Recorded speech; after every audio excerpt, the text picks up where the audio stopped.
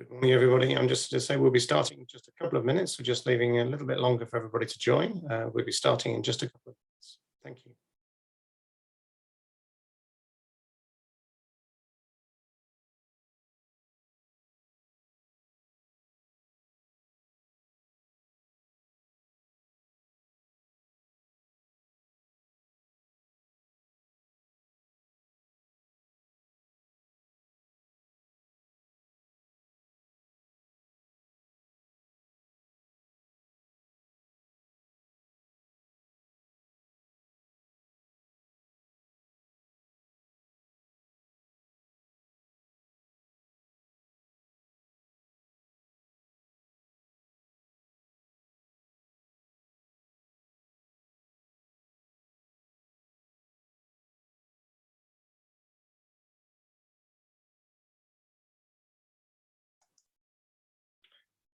Well, good morning, everybody, and welcome to this wrap webinar entitled Food Loss and Waste, Financial Solutions 101, brought to you by the Flawless Project, kindly funded by the Partnership for Green Growth and the Global Goals, or P4G.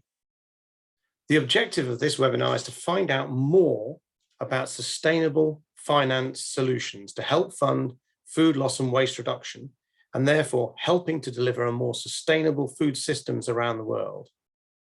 Just to let you know that we are recording this webinar so that others can watch it who aren't able to make this meeting. Before I introduce the day, I'd like to remind us all of the implications of the competition law for this event. Next slide, please. So under competition law, we agree to conduct this meeting in a competition compliant manner, which will not involve any discussions, decisions, or subsequent behavior change that may be construed as anti-competitive. Competition law concerns can arise in a number of ways, including from the exchange of commercially sensitive information, from an agreement or a more general understanding, or decisions to boycott or refuse to deal with certain businesses, agreements amongst competitors to impose unfair trading terms, as well as agreements which fix prices or which otherwise limit output and supply. Failure to adhere to these conditions will result in the premature termination of this meeting. So that just sets the context for this. But now let me introduce the exciting agenda we have for you today. So I'm going to set the scene just in a few moments, just for the whole event, and just talk about food loss and waste in the context of South Africa. Then I'm going to introduce the first of the two speakers, from Annika from Standard Bank, and then also Lika and Wouter from Rabobank Africa. Both of those will give presentations on this area, and there'll be a discussion with me at the end of those. Then we're going to open up from questions on the floor. My colleague Catherine Fox will then ask them your questions. So please can I ask you to put your questions into the chat as we go through the webinar, so that we can then make sure your questions are addressed. And then there's going to be a summary in the close, and we'll finish spot on time in an hour and a half's time from now. Great. Okay, so let me just set the scene then for this particular meeting. So just to give you an idea of the scale of food waste in South Africa, next slide, please. South Africa has set a goal to reduce food waste by 50% by 2030, which is bang in line with the SDG goal 12.3. At the moment, the best estimates suggest that 12.6 million tons of food is wasted annually, of which 10.2 million, i.e. the vast majority, is considered edible or avoidable. And this is against a backdrop where roughly 25% of South African households are experiencing or at risk of hunger. Next slide, please. So the scale of this challenge is absolutely enormous. And to address this, CGCSA, Consumer Goods Council of South Africa, and partners, of which WRAP is one, have put together South Africans Food Waste Voluntary Agreement. This covers 90% of the market by sales, and it has a commitment to reduce the food waste in South Africa by 5.8 million tons by 2030, resulting in a reduction in emissions of around 13 million tons per year of greenhouse gas emissions. This was also supported by the Department of Trade and Industry, DTI, in South Africa, and also DFFE as well. And it was launched on 29th of September, which is Food Loss and Waste Day in 2020, and has made a sterling start towards delivering the voluntary agreements. and engaging everybody in measuring food waste and getting people prepared to actually start thinking about reductions of food waste. Next slide, please. So why are we looking at financial products? Well, the total cost of edible food waste in South Africa is estimated at being 61.5 billion rand, or around $4 billion US. And extraordinarily, that's around 2.1% of a nation's GDP. So this is absolutely huge in terms of the ability to actually drive cost savings through reducing food loss and waste. And one of the things that this webinar is all about is looking at how financial products can help incentivize businesses to invest in food loss and waste reduction to support the aims of the agreement. Now, not in every case will investment in technology be required to reduce food loss and waste across the supply chain in South Africa. But where it is, it would be great to have financial products that can actually assist and make that as easy as possible to invest in those food waste reductions and actually drive change. And it's interesting that the work that WRI and RAP have done in this space has shown that the returns on investment for food loss and waste reductions can be extremely high. In the ranges of 5 to 1, even 7 to 1 have been recorded. And we've even had higher ones of those when you include hospitality and food service as part of that agreement. Next slide, please. So the project Flawless, that is funded by the Platform for Green Growth and Global Goals, P4G, of which RAP is working with CGCSA in South Africa on, is to create financial products that have the potential to transform the market for food loss and waste prevention and help catalyze rapid change. So making finance accessible and helping businesses invest to actually reduce food loss and waste. And it's also to create strong public-private partnerships like we have in South Africa with the South African Voluntary Agreement that drive food loss waste prevention and create the markets for the financial products. So we already have within South Africa the commitment of many businesses who are all focused on halving food loss and waste by 2030. And that we're hoping, therefore, that the financial products may help those businesses invest and deliver that scale of reduction. Next slide, please. So where are the financial products in Flawless focusing? They're focusing on supply chain transformation, looking at how the finance sector can help scale the change across the whole food system. And there is opportunity for sustainable linked lending. And that's something that we'll discuss within this webinar, tied to, for example, food waste prevention KPIs to incentivize businesses to reduce food loss and waste.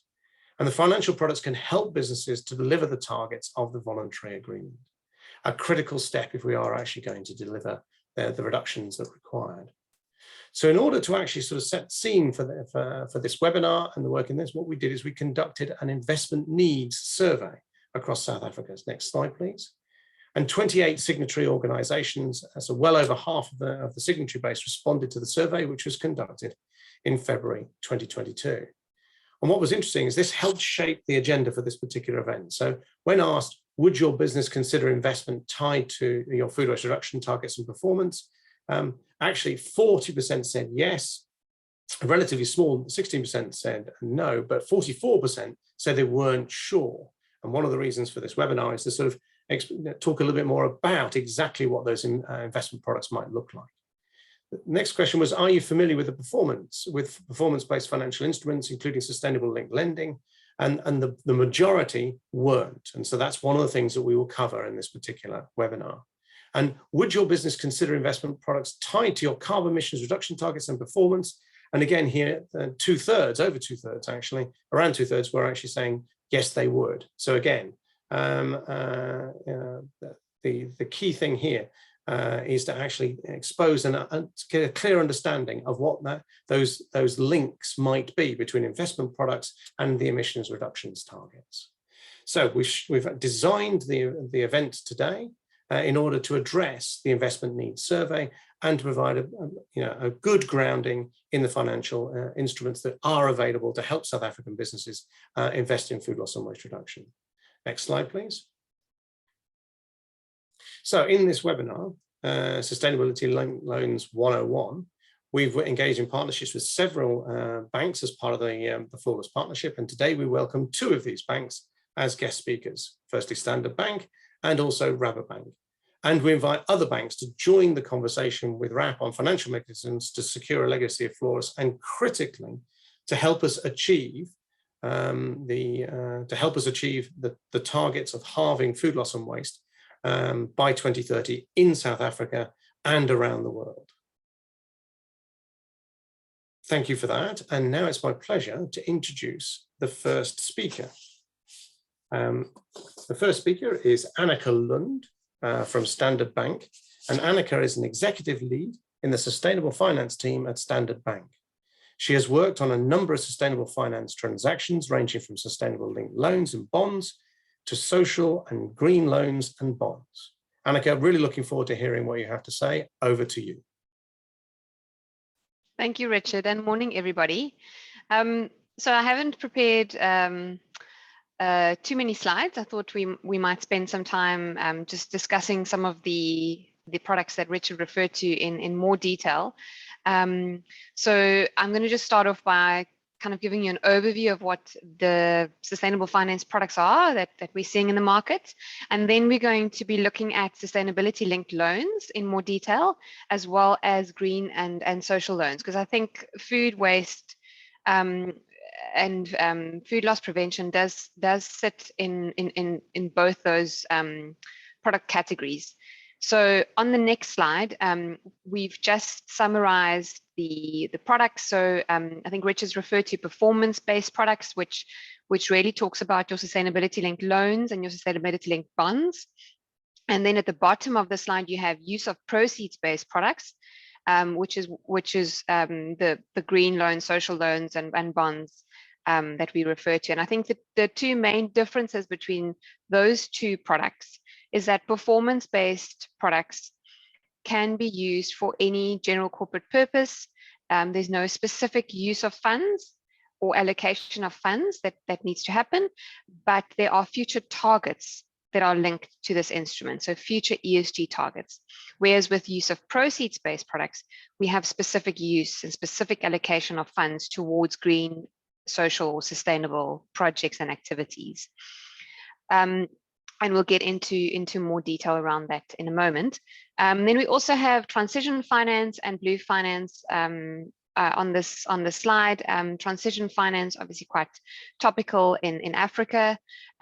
We haven't seen many instruments executed in this space, but there's a lot of work being done around it. And that's obviously talking to our journey towards net zero by 2050 and how we're going to transition out of our brown sectors into more green, and then blue finance as well, which is focused on oceans and water-related initiatives and sustainability. And we've seen some governments in emerging markets successfully launch blue finance instruments and things like debt for nature swaps that are linked to marine protection and so on. So on the next slide, this is going to be going into sustainability-linked loans in more detail. And the slide is really going to give you an overview of the product. What we've displayed here is aligned with the Loan Market Association's sustainability-linked loan principles. So I believe that around 97% or 98% of all sustainability-linked loans that are being structured in the market are aligned to the sustainability-linked loan principles of the LMA. And the LMA really, and it's a short document if you want to pull it up.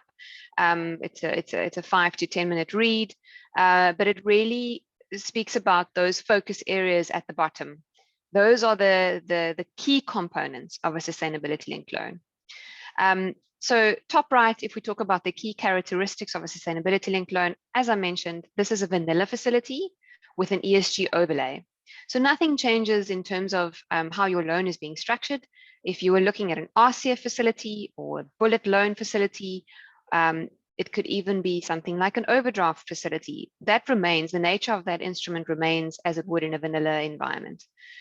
Then we say as part of your financial decision making with regards to that loan, let's link some ESG targets to the facility. No restriction on use of proceeds, as I mentioned before, so you could be using it for CapEx, for acquisition finance, any general corporate purpose, working capital as well. And generally what we see in the market is that there is a margin adjustment mechanism that is linked to the achievement of the targets. And I'd say in the deals that we're seeing in Africa, the structures are mainly around bespoke key performance indicators of an entity or of a company. But we have seen some deals structured around ESG ratings as well. And where we do have an ESG rating, it is typically accompanied by 1 or 2 additional KPIs that are specific to that company. So if we have a look at the first pillar, which is the selection of key performance indicators, I think what's quite key is that the selection of the key performance indicators needs to be relevant, core, and material to the business. So we do not want to see something that's selected that is immaterial or not part of the main operations of the business. The KPI should be measurable, and we should be able to benchmark these. So we should be able to pull them out from a sector point of view and actually benchmark them against the competitors and peers in the industry.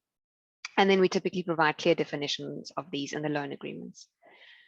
In terms of the calibration of sustainability performance targets, which is the next pillar, we look to set ambitious targets, and we really help. I mean, I think all banks would help and step in to assist with the target setting and ensuring that the targets are in fact ambitious and that they present a material improvement in the chosen KPIs, such that you're not looking at something which is a business as usual trend, but you are looking at something that is beyond business as usual and starts aligning with science-based targets to achieve net zero by 2050. And I think what we do in these first 2 sections here in terms of selecting the KPIs and setting the targets is we focus in on the historical analysis of the numbers to see what the trends were previously, and then we compare that to the targets that are being set to see whether we are actually achieving a beyond business as usual trajectory. And then we also perform peer benchmarking. So we would pull out the relevant peers in the market, and we would look at how they've performed historically and where the current client is in terms of its position in the market today. And if we find that that position is above its peers, we might see kind of a slower trajectory or improvement compared to its peers who are playing catch up. And if we find that the position today is weaker than its peers, then obviously there's some catch up that's happening, and you would perhaps see targets that are more ambitious than the targets being set by peers. So I think that's quite key. And in all our discussions with LMA as well as with ICMA, it is quite clear that the most important thing for them is to make sure that these targets are ambitious. So you don't need to select 100 KPIs. You don't need to set 100 targets. That's not the point. It's ensuring that if you've set targets for the next year or the next 2 or 3 years, that they are ambitious and that they are relevant to the business. Then in terms of the economics, so typically what we see, and sorry, this refers to bond characteristics, but the same applies to loan characteristics as well. Typically, we have a price adjustment mechanism, as I mentioned. And in the South African market, I'd say this is somewhere between 5 to 10 basis points currently. So as and when the targets are being achieved, you would, upon receipt of verification of the performance against the targets, you would look at an adjustment to your pricing relative to the baseline margin. So this could be, okay, you've achieved these targets and therefore there's a margin premium that's awarded to the borrower for following the achievement of targets. And so in the first year, you may find that your baseline margin reduces by 5 basis points. in the second year, you may find that there's a slightly bigger baseline adjustment down to maybe 10 basis points premium. And the same applies in terms of non-achievement of targets. So where you have gone backwards in your KPI structure, there's a margin premium, or sorry, a margin penalty linked to those types of events. So we do see it working both ways in terms of achievement versus non-achievement of these targets. The fourth pillar is around reporting. Key is that we look at the reporting at least annually, and this is to track the performance against targets. And we also have a look at whether we believe that these targets and KPIs remain relevant. So if certain changes have happened in the business, perhaps there's been some corporate activity, or there's been a shift in focus in terms of ESG strategy, we might want to revisit the KPIs that were selected or the targets that have been set. So there is flexibility in terms of adjusting these targets and KPIs as things move along. And then the last pillar is around verification. So together with the annual reporting that's provided, and this was a recent update to the principles, we look to receive independent or external verification of the borrower's performance against the targets. Typically what we see is that scope of the auditor's work is just extended to include this type of verification. And in some instances, there are independent external consultants that are already working on things like GHG reporting or energy efficiency or renewable energy reporting. And we could look to use those reports and verification, forms of verification as well. These reports, there's also a section in the principles that speak to making these reports publicly available where appropriate or where possible. Then we just wanted to show you, in terms of the selection of KPIs on the next slide, what this could look like. So we've pulled out some examples, and by no means do you need a structure that includes all 7, but we've just included examples of types of KPIs that could be included in the structure. And we usually see somewhere between 2 and 4 key performance indicators being included in a loan. And important to also note is that the baseline selection of which baseline year you're looking to include is also very important. This doesn't have to be your last financial year. It could be a year where you perhaps started implementing some of your, let's say, renewable energy rollout. And so it makes sense to perhaps look back to, say, 2015 or 2016, because that's when you really started implementing renewable energy. Similarly, we've also looked at, COVID in the last 2 years has impacted a lot of sectors, some negatively, some positively in terms of these KPIs. And so it doesn't always make sense to look back to 2021 and 2022 figures. So in many instances, we're actually referring back to 2019. So examples of some of the environmental KPIs as well as some of the social ones. We have emissions, so emission reductions, which could cover scope 1, 2, and 3. In some instances, these only cover scope 2, but we're obviously looking to increase the reporting and data around scope 1, 2, and 3 emissions. Energy efficiency is another one, so looking at your electricity consumption. So it could be grid electricity consumption. The third one is around waste, obviously very relevant to what we're discussing today. So in terms of some of the waste KPIs, this could include the quantity of waste produced. And so we would look at the reduction of that amount every year. It could also look at the quantity of waste recycled. So we would look at increasing that amount. We could be looking at the quantity of waste disposed to landfill. And so we would be looking at decreasing that amount.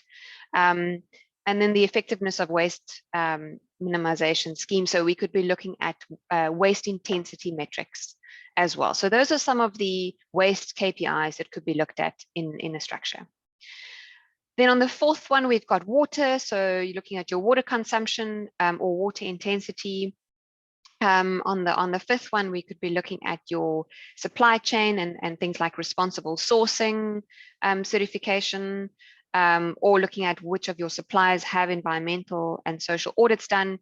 The sixth example is around employment equity. And on the seventh one, this could be an ESG ratings agency score. So as I mentioned, if you go with an ESG ratings agency score, we typically look at that score together with one or two of your own KPIs.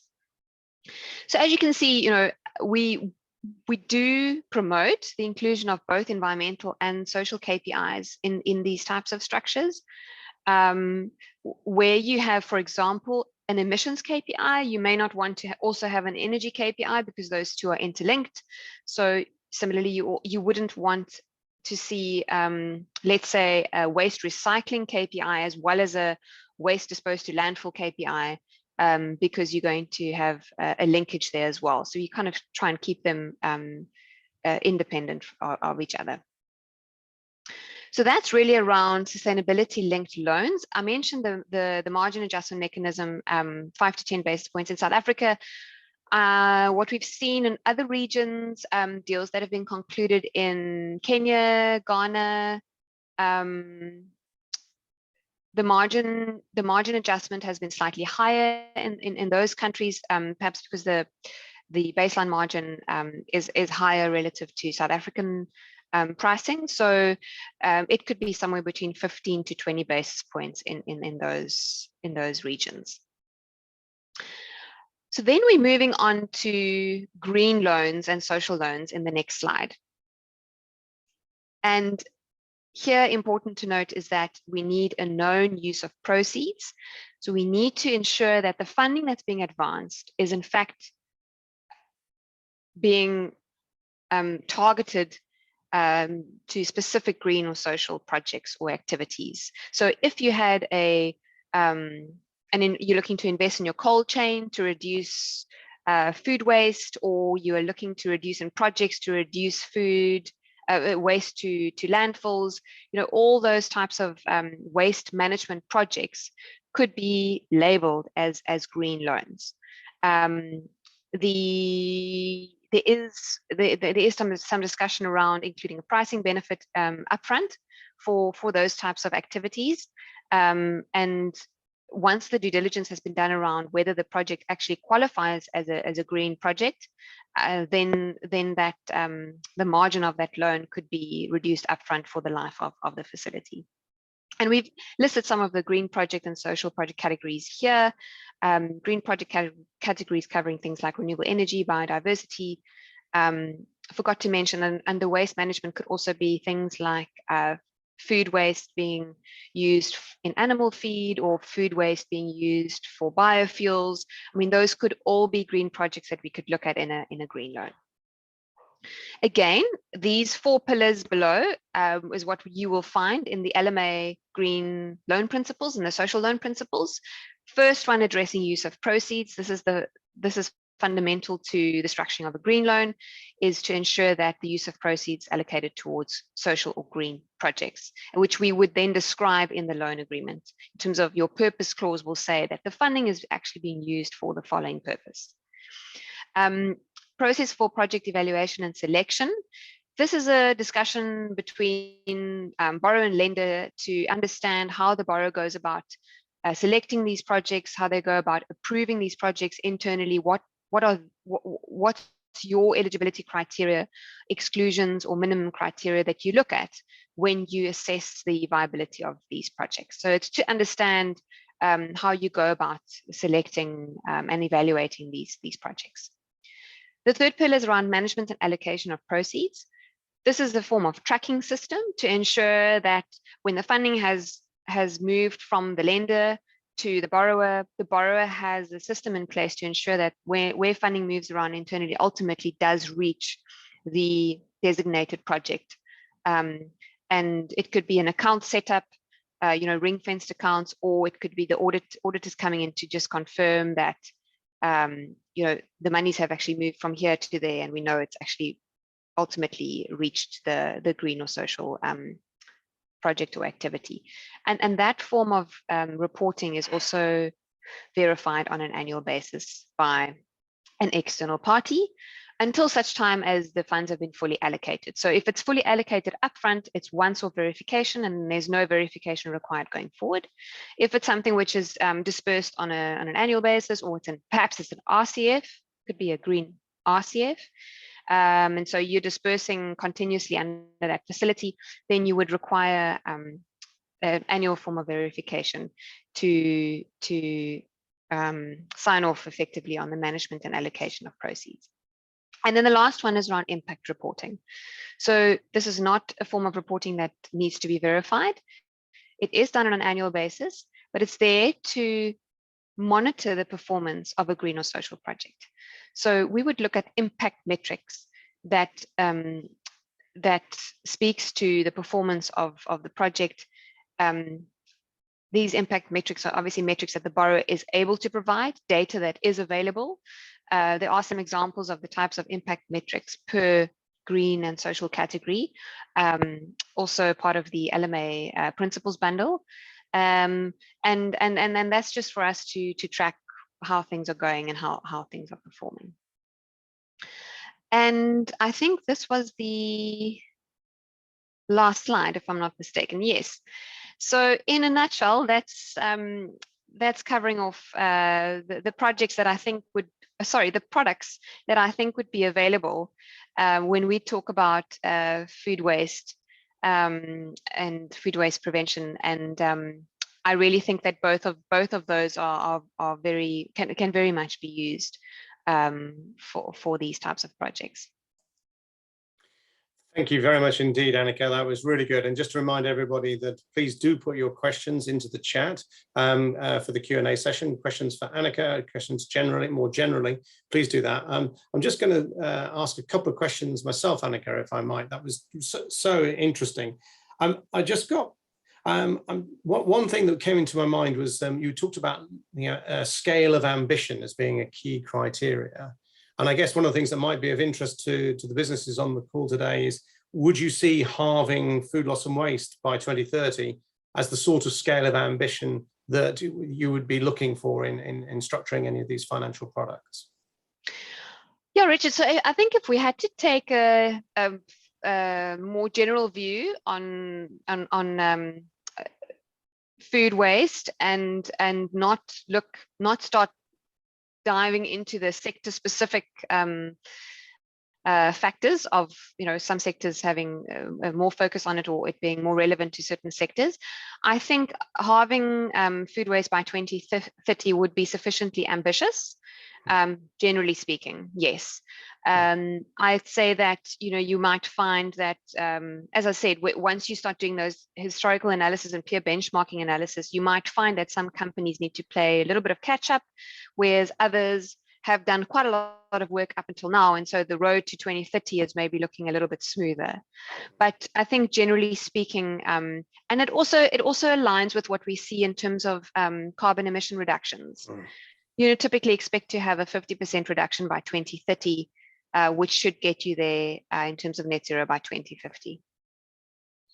Yeah, exactly. And I think that what's interesting is that linkage between actually halving food loss and waste and also achieving the sort of halving greenhouse gas emissions that might need to be by 2030, I think is absolutely key, because I think it's very difficult to see how you would get that level of reduction without tackling food loss and waste to this sort of scale. Thank you. That's really good. And just my final question would be, how would you describe the market for sustainable linked loans and financial products in Africa, not just for food loss and waste? Sure, it's incredibly busy. I think there's a lot of interest, and now we're seeing a lot of execution. I have to say, over the last, if you look back 2 years, a lot of interest, everyone wanting to know what it was about. And I'd say then in the last year, a lot of execution. And I think it's as a result of there being more defined ESG strategies being communicated to the market, ESG reporting being included in the annual release of the integrated reports, and a lot of pressure on the disclosures and data and reporting. And so with that being in place, you're very ready to then come in and look at your financial structure and link that to your established ESG strategy.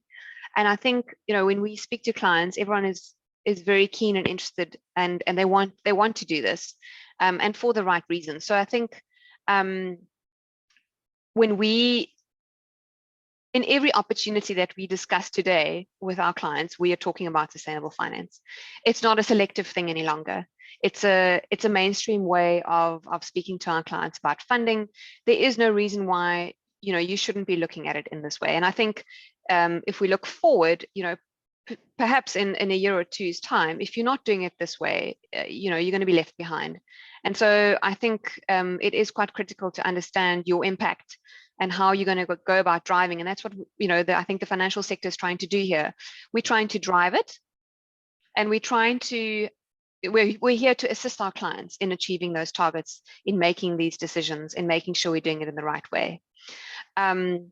So yeah, I really see it as being the mainstream way of funding, and it's not a separate product, right? It's actually part of an existing product. It's just an overlay to existing products.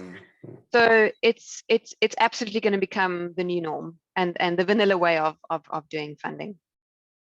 I think that's fabulous, and that's a really strong message, actually, that we're looking at these types of products becoming utterly mainstream rather than being sort of seen as being some sort of special products that are being developed specifically for some sort of niche area. I really love that. That's fantastic. So thank you for that, Annika, and we look forward to seeing you again in the Q&A session in just a few minutes' time. It's now my pleasure to introduce the second speakers, which is actually a double act. Between Lieke Verhofstadt and Wouter Kool. I'll just introduce the two speakers. So Lieke is the Business Development Manager in the Global Food and Agri Networks. And Lieke has been focusing on sustainable business development for smallholder farmers and mainly worked on sustainable production and reducing food losses for emerging markets. Lieke has therefore been involved in a new carbon platform for smallholders and in setting up Rabo's Food Loss and Waste Hub and a cold chain initiative for emerging markets. She is now focusing on working together with networks that are so enormously important to make these themes even more relevant for the bank and for the society. Really important work there, Lieke. And it's also my pleasure to introduce Wouter Kool, who joined Rabobank in 2008 and initially worked in the restructuring department. He moved to trade and commodity finance, where he covered the Black Sea region and subsequently moved to Brazil, working now in Nairobi since 2017. First as head of trade and commodity finance in Africa, and since 2020 as general manager of Rabobank Kenya. Thank you both for talking today, and over to you. Yeah, thank you, Richard. Hi all. I will kick off today for the Rabo part. Initially, I'll focus a bit on our activities in Africa and our strategy. I'm aware that Standard Bank is probably a much better known name in your market, so we thought we'll give a little bit an explanation of what Rabobank is doing and what the link is with food loss. As said, I'm working in Nairobi, and from Nairobi we are managing our Eastern and Southern African operations. And Rabobank, next slide please. Rabobank is in the Netherlands say all finance bank, meaning we're doing everything in the Netherlands, all different sectors, retail, etc. But outside the Netherlands, we are mainly a banking for food bank. And what we mean with that is that our focus outside the Netherlands is mainly on businesses related to food and agri. The reason for this is that we originally started as a cooperative bank in the rural areas of the Netherlands, and that food and agri is really in our DNA. And that has resulted us of having offices now in 37 countries. And as you can see on the map here, we are in a couple of the biggest origination markets in the world, but also in a couple of the biggest destination markets in the world. So yeah, you would see here our two-pronged strategy: banking for the Netherlands, where we do everything, and globally banking for food. But we're gradually also increasing a focus on the energy transition. So you will see more and more renewable energy projects coming up. And there's also a link there very strongly with food and agri, because I think food and agri value chains are part of the problem, but also part of the solution for the needed energy transition. If you go to the next slide, with this slide, I want to put a little bit more facts with why what being a leading food and agri bank actually means. On the top side, you see a whole bunch of leading food and agri names that we have close relationships with, and we cover a whole variety of sectors: animal protein, beverages, sugar, all around the globe. Important to understand, we have a couple of 100 billion outstanding in food and agri finance. So part of our several hundred billion book is really in food and agri, and of this 52 billion euros is now linked to sustainable finance. And also, I think very important in that sense is that we have about 100 FTE working globally, only dedicated to research on these specific topics. And I think that it is really important for our value proposition to our clients. If you go to the next slide.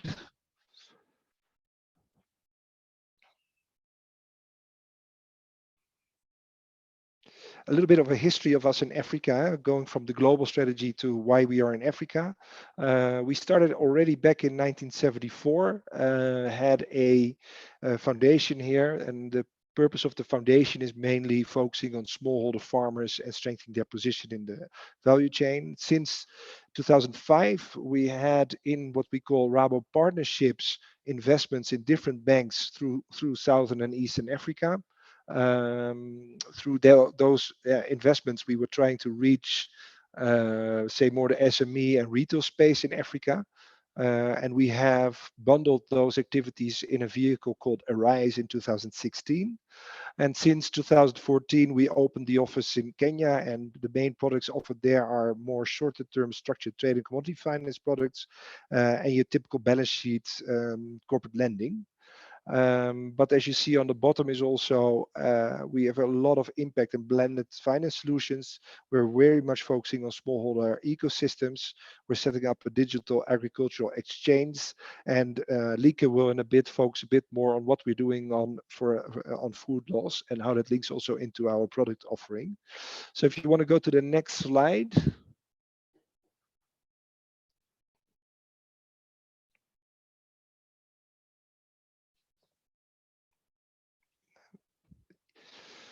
So this long history has basically resulted in quite a presence around Africa. So our main activities being managed from the Africa office, from the Nairobi office.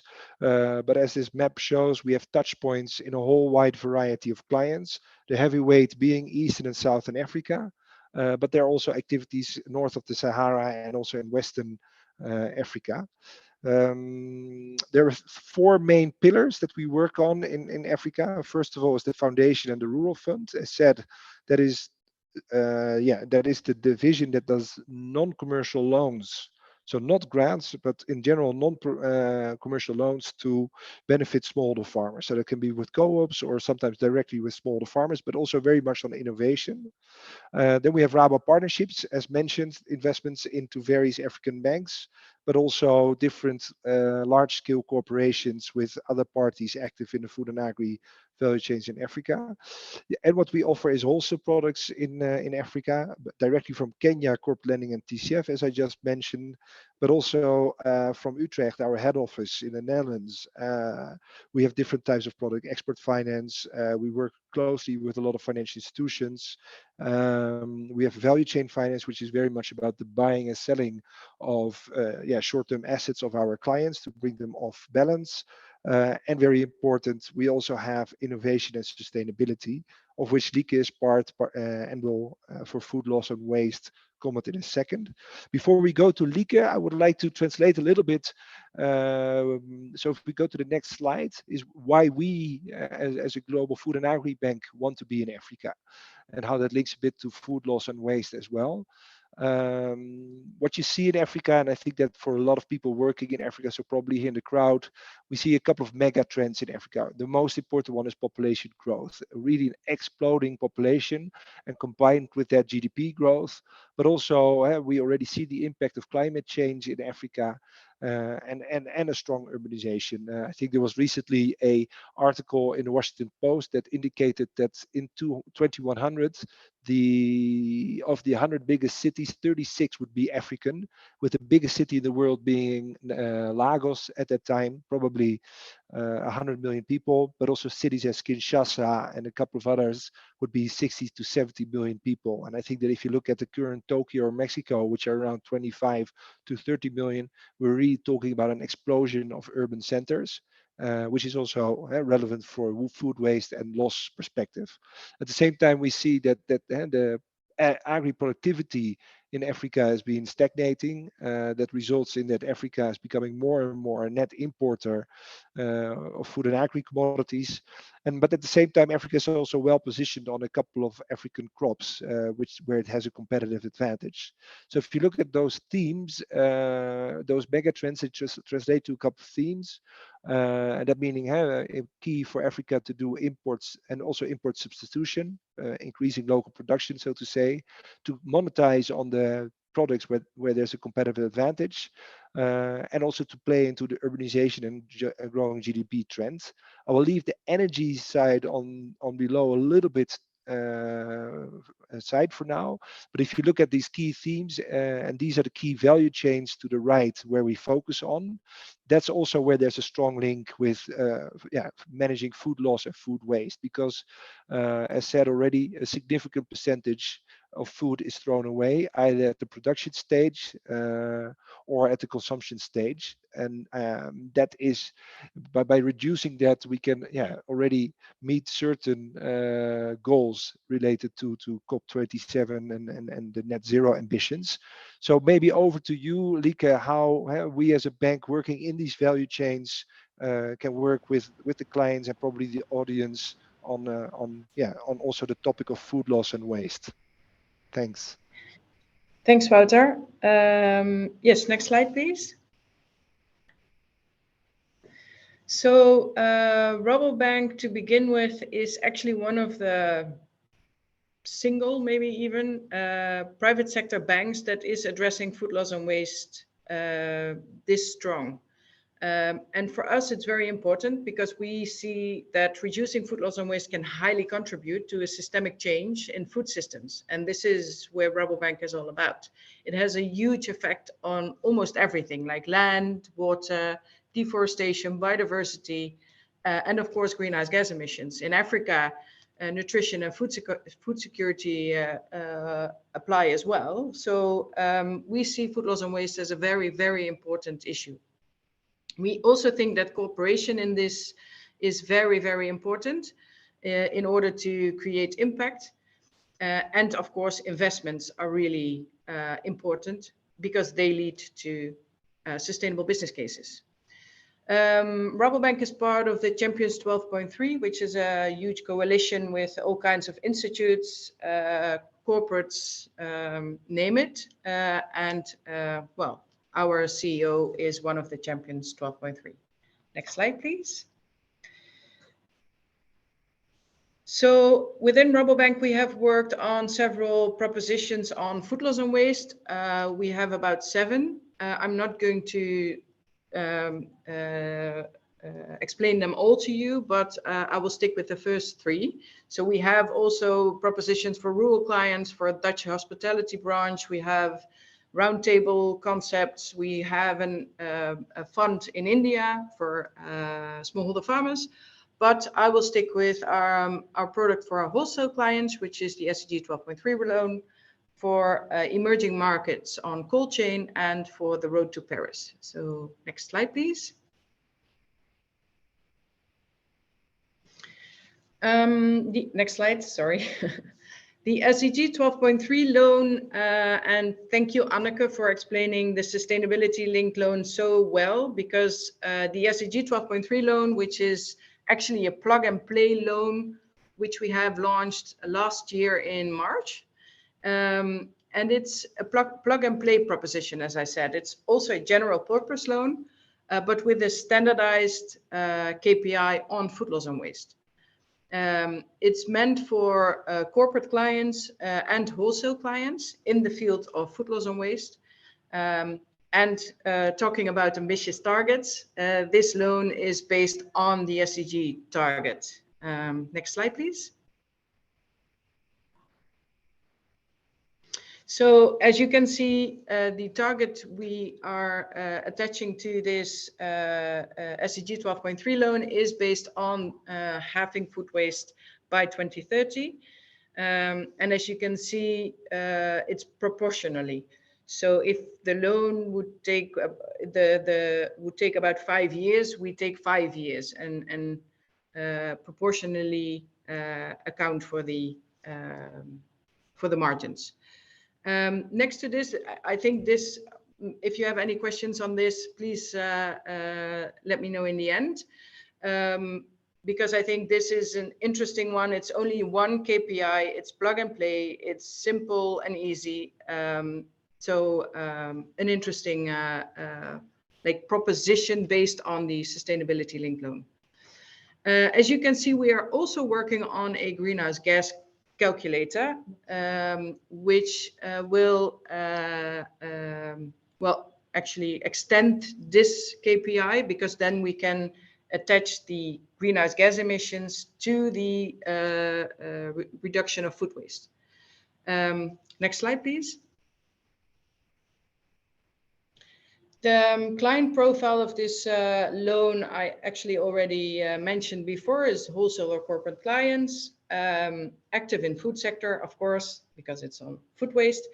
It has a global scope, and it's for every company that is interested in reducing food loss and waste, or already does, wants to have targets on reducing food loss and waste, or already set targets, is already measuring or is willing to measure, because measuring is quite important in the SDG 12.3 loan, and is looking for easily accessible decarbonization solutions, because we see food loss and waste also very much from a climate perspective. Reducing food loss and waste has enormous impact on reducing greenhouse gas emissions as well. Next slide. Because of that, we are working on, and that's why it's under construction, we are working on a food loss and waste greenhouse gas calculator, which is very necessary to bring all of our clients to Paris. Next slide. And what we have seen is actually quite surprising. We see that reducing food loss and waste is very underappreciated in the carbon strategies of the big companies. And if you think about food loss and waste being responsible for an estimate of 10% of global greenhouse gas emissions, then it's kind of weird that food loss and waste is absent in all of those strategies. So linking the reduction of food loss and waste to the reduction of associated greenhouse gas emissions, we see as a powerful way for companies to highlight the value of food loss and waste reduction as well. Next slide. At the moment, we are talking with Wageningen University, a well-known university from the Netherlands, on creating some sort of advisory tool on reducing greenhouse gas emissions related to food loss and waste, which will actually show you what kind of interventions are the most effective to reduce food loss and waste. For this, we have a 4-step approach. If you want to know more about this while it's still under construction, you can definitely contact us. Next slide. Then the other and the last proposition I want to talk about is the cool move, as we call it.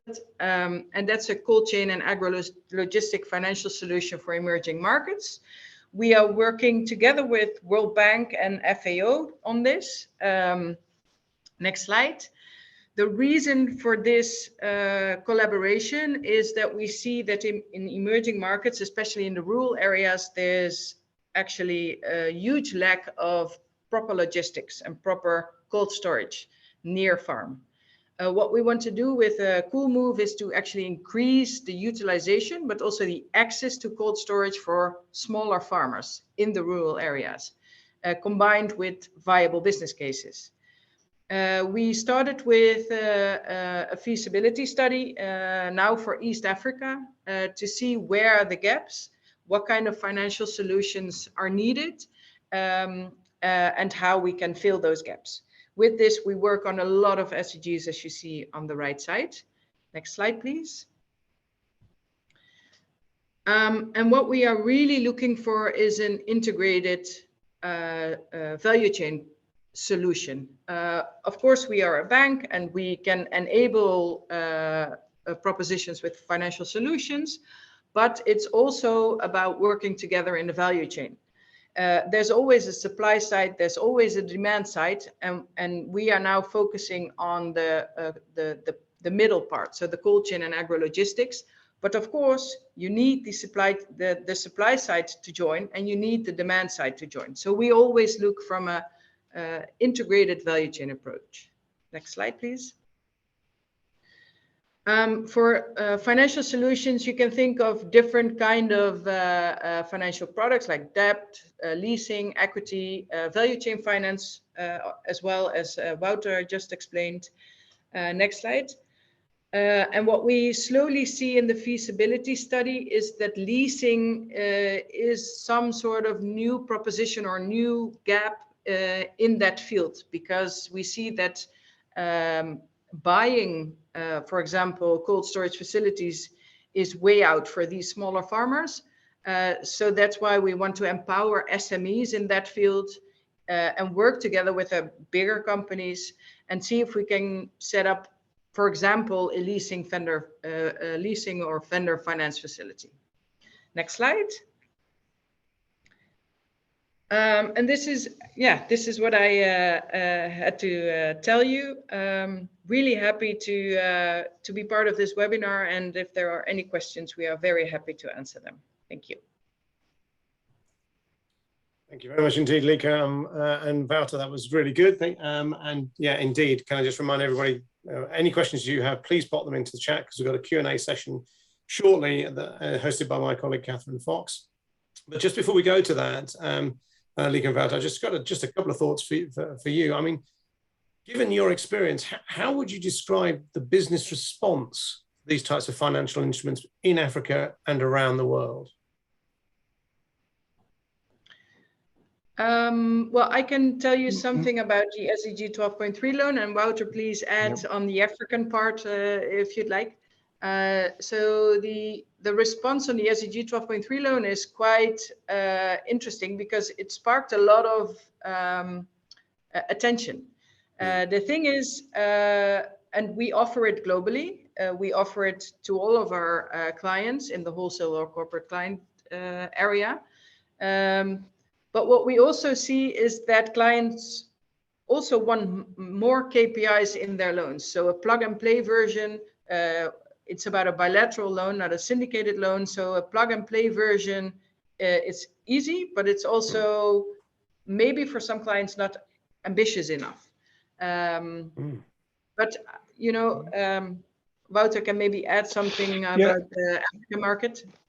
Yeah, maybe to add to that, if in our dialogues with clients, I think we see two things. Being a bank that originally comes from the Netherlands, although we have a global presence, we have to be careful with just putting on thoughts regarding sustainability from more Western perspective into the African context. The context sometimes is different, and what is sustainable in the Netherlands might not yet, or is already a past station with certain clients in Africa. So my point is we need to contextualize in the African setting. The second one is I agree with the feedback that we get, that it has to be, with what Lieke is saying, it has to have an impact. It has to be useful. So just putting some KPIs for the sake of having a sustainability loan, I think most clients are already beyond that stage, and they're really looking at how will this really have an impact on my business. So my second point is here that I think we need to have also a bottom-up approach in which KPIs under the different tools that we have will actually work for you as a client.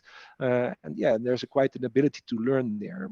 The third element, and that's a bit related to the last point, is what we also see clients saying they're all quite ambitious to do this. I think there's a sense of urgency that that the road to Paris is also relevant for them. But what we also get back is the reporting, the cost of a sustainable linked loan or the cost of a food loss and waste loan, they have to be bearable as well, because sometimes the reduction in margin is just too low for clients to warrant all the costs that sometimes come with these kind of facilities. So that is something that we need to keep in our minds when dealing with them. It's fascinating. So it's almost like you're keeping these products under continuous review in the African context to try and make sure they're as relevant as possible to the market. Yeah. Would that be fair? Yeah, I think so. I think it are organic products in the sense that yeah, they evolve continuously, and we also we don't have all wisdom within our bank, so we also need to listen to our clients to understand what works for them, and then based on that we can tweak it and bring it forward. And just to build on that, then, as you're sort of refining these products, what role would you like to see for these types of financial products in Africa going forward?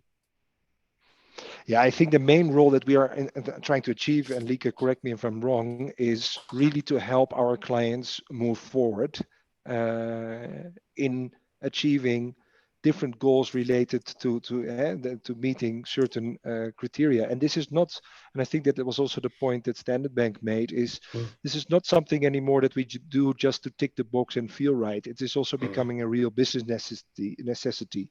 And in that way, we see it basically becoming integral part of our business. Almost every loan now is sustainable. So yeah, I think what we expect from our clients and from ourselves is that we make it an integral part of our discussions and really have it adding value for their longer term strategy. And that's a fascinating observation, Wouter. This is, and it's so interesting to hear you echo what Standard said as well. Standard Bank said that this is all about making this utterly mainstream. And it's fascinating how the journey seems to be rapidly changing from being, oh, okay, here's an interesting sounding loan, an SDG 12.3 loan, for example, to actually saying this is about mainstream lending in order to prepare the supply chain and change the supply chain to being fundamentally more sustainable going forward as being a mainstream part of business. I see it two or threefold. One is you will have your European off-takers of certain African clients that have committed to the road to Paris, turning around based on their Scope 3 emission ambitions, saying, hey, a flour producer in Kenya, you need to reduce your emissions by X. So it's becoming a necessity in that way. And the second, it's also, and I think there's a lot of knowledge and a lot of advantage within the African companies we deal with. But it's also having a dialogue with them to for them stay ahead of the curve. So leverage on the knowledge in that company and maybe leverage on the knowledge in institutions like Standard and ourselves. And the third element, it's also a bit macro governmental from an African perspective. A Kenyan government or a South African government, they've also committed to certain targets, meaning that they will also start looking more and more into the industries to pick up the requirements there. So I think it's not anymore a choice if you want to do this or not to have a nice story on your website. It is essential for your longer term business proposition, and that makes it mainstream. Yeah, and that's a really good segue then into the Q&A session. So it's now my pleasure to introduce Catherine Fox, who will be chairing the Q&A session, and to welcome back Annika as well. Thank you for coming back, Annika.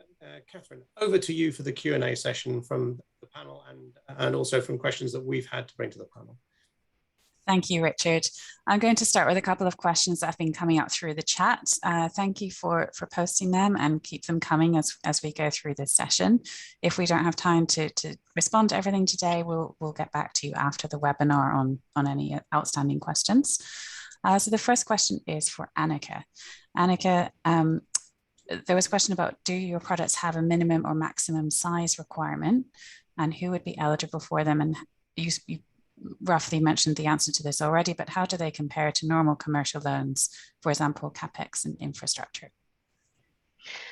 Thanks, Catherine. So I think the answer to that is that we don't look at the minimum value of loan requirement. For us, it's more important to ensure that the principles are met, those guidelines are met. And so when we talk about eligibility criteria, we would be looking at meeting the eligibility criteria and the minimum criteria that's included in the principal documents. So that's what we kind of refer to back to every day. I think we've got all those principles open on our browsers 24/7, and that's ensuring, you know, that we just we're just achieving some form of standardization in the market in terms of labeling these things as social, green, or sustainability linked. And yes, I think the key difference between vanilla facilities and these facilities is that you're either making future ESG commitments as part of a vanilla loan, or you are committing to spending the funding on green and social activities, whereas previously you wouldn't have had that, call it restriction in terms of use of proceeds allocation. So those would be the key main differences between the facilities. Okay, thank you, Annika, for the explanation. I'm going to move on to another question from the floor. Is there a possibility for a collective of, this is directed at Rabobank. Is there a possibility for a collective of businesses to apply for a loan, for example, for cold chain? Lika, would you like to respond to this? Yes.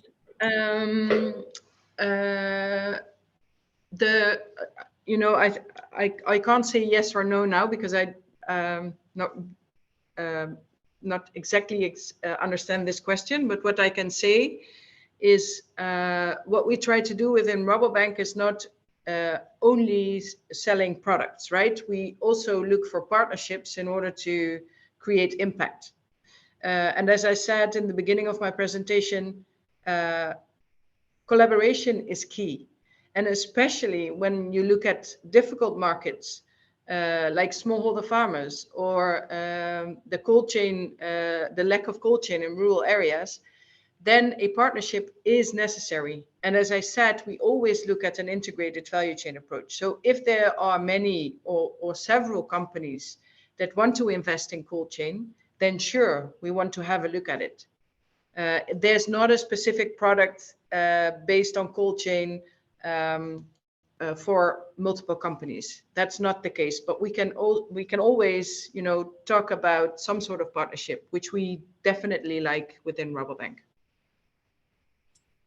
Great, thank you for that. It's great to understand that there's flexibility in what can be put on the market as well. As a follow-up question, you mentioned smallhold farmers, Lika. For projects like this one, what is the touch point to engage towards a sustainability, an SDG 12.3 loan? What would the journey that they take? Yeah. Well, I've of course been thinking about it. It's two different propositions to say at first. So the SDG 12.3 loan is for larger clients. It's not for smallholder farmers. The cold chain project, as I said, has a supply and demand side, and we are focusing on empowering SMEs in the middle. But once a corporate or on the demand side is willing to participate in the cool move, then of course you can think of providing them with an SDG 12.3 loan in order to reduce food loss and waste, and helping maybe access to cold chain for the rural area. And then there's a link between the cool move and the SDG 12.3 loan. So it's two different propositions, but definitely we look at a mix of all kinds of different financial solutions in order to create more cold chain in those areas. Okay, great. Thank you so much. I'm going to ask a more general question, and I'd invite Annika to respond to this one. What are some of the barriers to clients adopting a sustainability linked loan? So I think Bota referred to this briefly. There are some costs involved in terms of verification, and I think depending on the size of the facility and the margin adjustment mechanism that is structured, some clients might find the cost too high. And I think when we start talking about ESG rating scores, obtaining an ESG rating score can be quite expensive. We don't really have Africa-specific ESG ratings agencies. So we are relying on the international agencies, and they, quoting ratings in in hard currency, which for many emerging markets companies is quite a big cost. So I say there's obviously the additional cost. However, I think as you roll this out across your entire funding structure, that cost is basically sunk in terms of the verification. The verification cost isn't going to increase exponentially together with the loan value. It is something which is done on an annual basis, and the cost should be the same. And then I'd also say that we've seen a lot of activity in the listed space. For non-listed entities, I think there's still a lot of work to be done. They're very keen to engage on sustainable finance, but in many instances, they haven't yet established an ESG strategy or platform. They haven't defined the focus areas. They haven't set targets. They haven't looked at what their ambitions are for 2030, 2050. So there's a lot of work that still needs to be done, I think, in that space, which is obviously at this point precluding them from entering into these types of arrangements. But I think if you decide to go down the route of sustainable finance, I think it's quite important to make sure that you've got a partner on board to help you walk this road and make sure it's structured robustly enough to confidently go out in the market and say, we've raised this type of funding. And so I think that's quite key, is just making sure that you are selecting the right partner to assist, and that's what the financial sector is here for. And besides that, I really don't see there, so I don't think those are deal-breaking stumbling blocks or challenges, but I think those are probably the considerations, and in discussing with clients, the questions that do come up when we are structuring these products.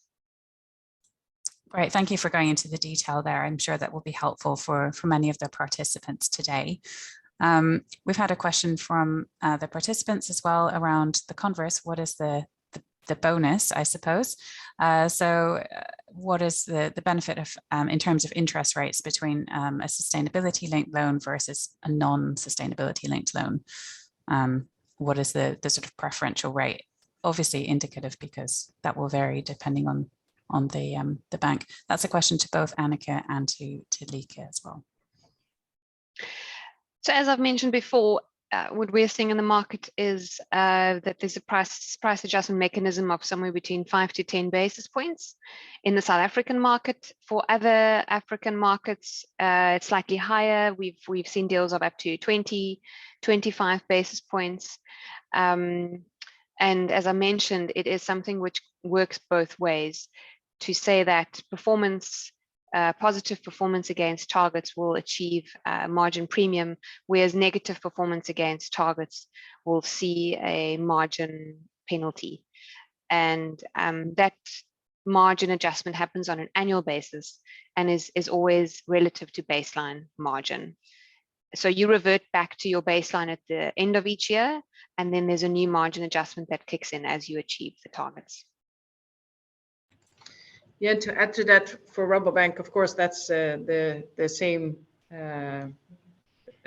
process. I would like to add another bonus, because it's not only in the interest rate. As we saw with the SDG 12.3 loan, one of our clients is now really measuring their reduction of food waste. And what the nice thing is, after 1 year, they come back to us and they say, wow, this is great. We're not only measuring food waste, we are actually seeing it in our margins. And that's, I think, also a very big bonus, because we think reducing food waste is also a smart business. You will reduce costs, you will better your margins, or increasing your margins. So that's another bonus. Besides the interest discount, I think that's in your business process a very nice extra as well. Yeah, I think to add to what Lieke is saying, I think it's a very, very important point, is that what we see is the inclusion of these targets in your loan agreement actually really narrows down focus in terms of management being quite obsessed about achieving targets, whereas previously it would be included in a report. Maybe it's an internal agreement or incentive tool which has not been publicized, but as soon as you've put it down in black and white in a loan agreement, there's a lot of focus on achieving those targets. So there's almost a fast forward of achieving targets when you've looked at these structures. And then I'd also add that from a PR point of view, it is great. We're seeing a lot of this. There's a lot of activity around marketing, and it's great for a company to be able to go out and say that, you know, we've done this deal and we're quite proud of our targets or our green or social projects. And so there is a lot of marketing opportunity around it, and I really think it strengthens the brand from a PR point of view in being able to go out to the market and say this is how we've done our financial structures. Yeah. Can I add one thing? I'm not sure. Can people hear me or? Yes, we can hear you. Yes. Yeah. Carry Okay. on. Thank you. There's one more benefit that will become more and more part of when you have these kind of loans is that I think what banks will start to do is more and more include how ready you are for that future where sustainability, all these type of elements play a role into their risk models. So those clients that we perceive to be ready for the future, for the road to Paris, are less risky to be left out in the global developments that we are seeing, and that will result also in a better risk rating. And as banks, they basically arbitrage in risk. It's expected that will also help in reducing your interest rate at a certain moment as well. So you won't see that directly, but being ready for the future makes you less risky. And we will see in our models at a certain stage that those clients can also benefit from lower interest rates. Great, thank you. That was a great discussion, and thank you for adding some extra commentary there at the end, Wouter. We have another question from, actually to continue in that direction. You've mentioned that this is a really important benefit that clients have noticed. Are there other things that clients have told you once they have entered into one of these loan agreements? Anything that they notice within their business or in terms of reflecting on the process of applying for the loan? With retrospect, are there any additional points that they give you some feedback on that you're able to share with us? I'll first ask the question to Annika and then to Lieke. So Catherine, it's all still quite new, and I think we are expecting to see a lot of reporting rounds come through this year especially. And so we're going to see how our target settings faring, and I think we might be in discussions with some of our clients around resetting some targets, because doing this for the first time means that there's going to be some error in forecasting, perhaps too ambitious or less or not ambitious enough. And that's why I say it's flexible in terms of revisiting those as we do these reporting rounds on an annual basis. So we haven't had much time to reflect yet. I think the reflection time is going to be coming through soon. And so far, we've just had engagements with some of our clients around how they are progressing towards achieving their targets. And in some instances, there have been some difficult discussions around targets that are perhaps not going to be achieved because of the fact that there's been corporate activity, some disposals and acquisitions. And just to mention that that's always something which we include in a loan agreement as well, to say that in the event that something like that does happen and it will have a material impact on the outcomes, we would look to revisit the targets. So not anything concrete at this stage. But it's a great time to start getting engaged with this type of product, I can see. Lieke, would you like to add anything else? Yeah, as I can only speak for the SDG 12.3 loan, of course, what we have seen and got back from our clients in that sense, besides the increasing of the margins and that they are really happy that they now have insights in how much food waste they are reducing. The other thing what struck us was the CSR manager in such companies normally is already, well known with this issue. And even the CEO in this case was very into sustainability issues. But the one who's dealing with the loans is normally the CFO. And with this very specific loan, it was really nice to see the turning from this CFO, who now is also looking at sustainability issues. So I think that it's slowly becoming normal. Like everybody in the company is dealing with the sustainability issues, including the CFO. Brilliant. So you say it's starting to trickle in and becoming business as usual to talk about sustainability. That's exactly what we're hoping to hear. I have another question for Rabobank. Wouter, I wonder if you could answer this one for us. Are there products for research in technology solutions? Oh, Wouter, you're on mute. I think Wouter is. Sorry. Yeah. No, products in the sense that, do we have products to help with research? Because I think that related to research, our most important product is the research itself. So we have a whole wide variety of research on the different value chains, but also on specific themes like how do companies and how will Fit for 55 influence value chains. So there is a lot of research there available from Rabobank. I'm not sure if we have research tools to help with somebody else's research, so to say. Lieke, are you familiar with that aside from the tool that we were just discussing? Yeah, I can add to that.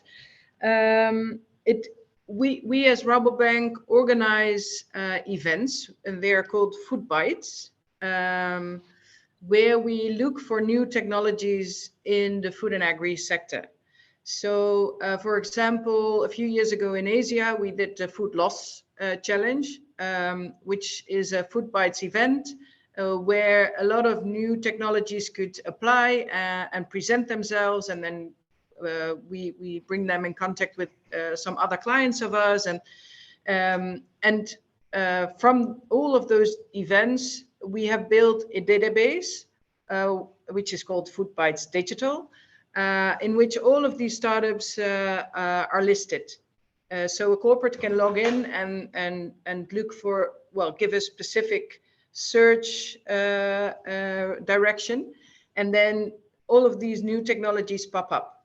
So yes, this is the product we offer as Rabobank for new technologies. When it comes to specific research, again, we look for partnerships. So for example, in the case of the Cool Move, we are working together with IKEA Foundation and World Bank to fund the feasibility studies, to look at where are the gaps. So again, it's partnerships that help us in that sense. So if a client wants to join a partnership, has a specific issue that they want to research, we will look for partnerships in that sense again. Thank you very much. There was a clarification in the chat. Our assumptions on this question were correct. So that's great. I'm just going to draw our Q&A session to a close, but I have one last question for each of the panelists before we complete. Just to let you know as well to the participants, thanks for all your questions. For those that we haven't been able to answer in the session today, we will follow up with you later, so you will get a response to your questions. So my final question is the same one for each panelist. If there is one thing you would like businesses to take away from today's session, what would it be?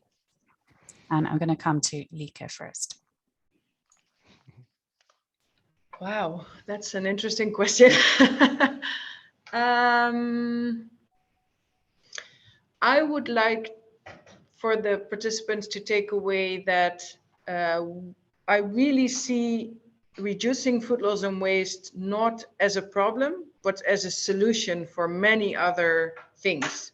So please see it as a solution to reduce food waste, to reduce land use, to reduce water use, and use it for your cost reduction, better margins. So definitely look at it as a solution instead of a problem. Okay, thank you. Wouter, would you like to respond to the question as well. Yeah, I think my main message is that this has to be integral part of your business to be successful in the longer term.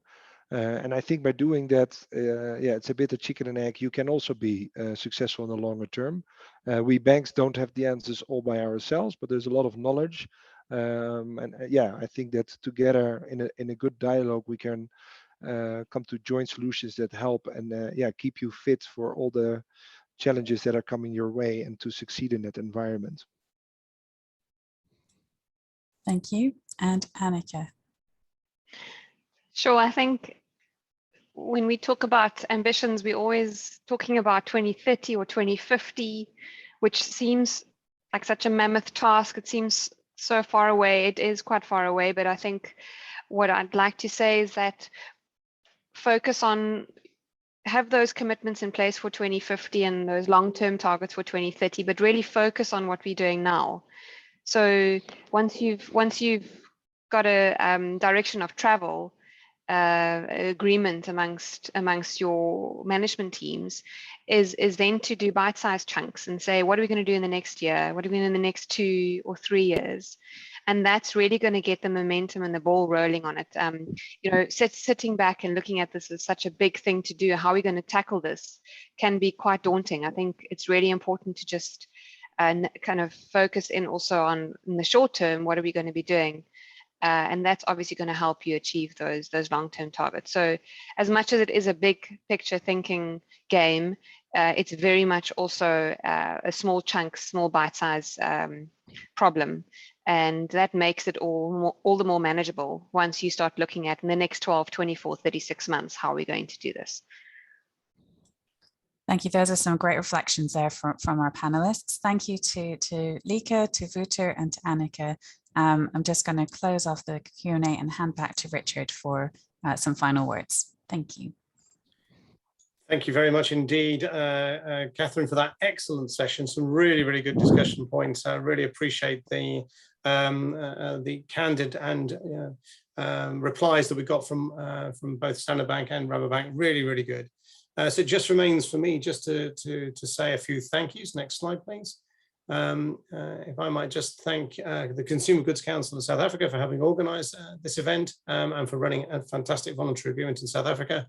Of course, to the funders, P4G, Partnerships for Green Growth and Global Goals, thank you very much for your inspiration as well and support in driving this agenda forward, and our partners, the Global Food Banking Network as well, key partners in helping getting food to those in need.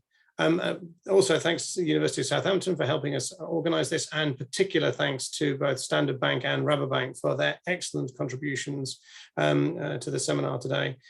As we've already said, we will circulate the slides to all those who've registered, and we'll also make the recording available. We'll also circulate the answers to the questions that unfortunately time didn't allow us to actually answer, so we'll get around that. And again, we'll send that to everybody that's registered for the event. And finally, just remains to see that what's the sort of take-home messages from me. I hope this webinar's you found it helpful, and you've now got a clearer understanding of the financial instruments that can help you halve food loss and waste and save money and reduce greenhouse gas emissions. For me, the couple of things that came out really strongly is that these financial instruments can help businesses focus and help businesses actually reduce their costs at a time when there's huge inflationary pressure within the food system and huge requirements to actually change the way we do things so that we reduce water use, we reduce greenhouse gas emissions, and we reduce waste.